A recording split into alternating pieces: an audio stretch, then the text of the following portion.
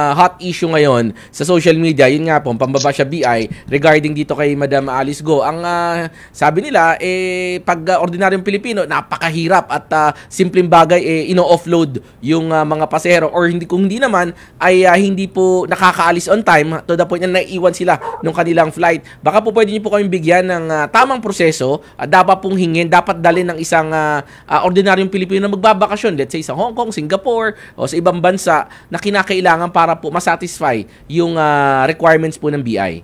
Yes, dun po sa mga regular na turista, lalo ngayon, nag-long weekend po tayo, Correct. Sir Lawrence, nagbakasyon yung maraming tao.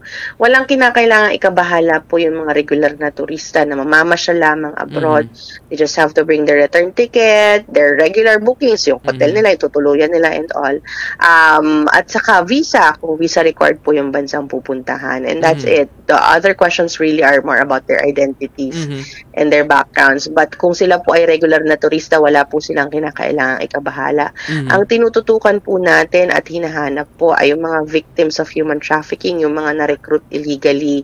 At yun po ang tinatanong ng mas marami. Kasi may nakita pong red flags. Kapag ka red flags po, yun po yung mga indicators na hindi totoong turista itong taong ito. Na mukhang may nagpapanggap, may tinatago. And hanggang ngayon po, Sir Lawrence, napakarami pa rin po yung maraming matigas ang ulo, siguro masasabi natin.